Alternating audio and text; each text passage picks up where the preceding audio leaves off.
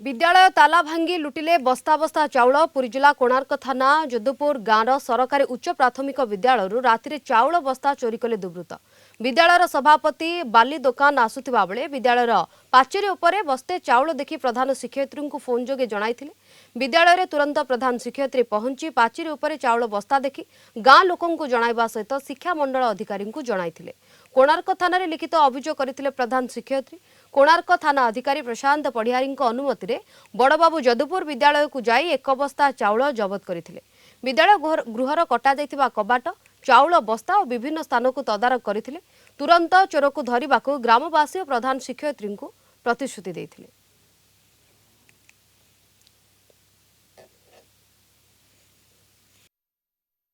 मो पुअर देह खराब था बाल दुकान मेडिसिन पे जाइली जीवा अवस्था बाटर देखला बेलू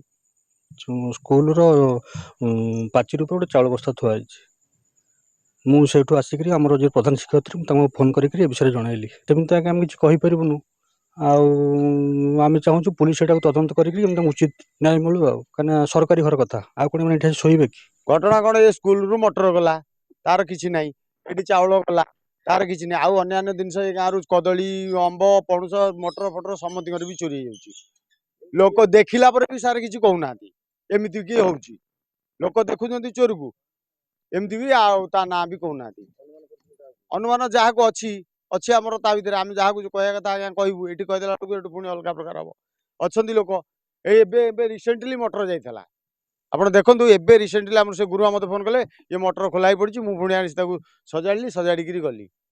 चेयरमैन फोन कले 8:45 कहले मैडम मु जाऊली बाल दुकान गोटे चाउल बस्ता कौन पाचेरी उपरे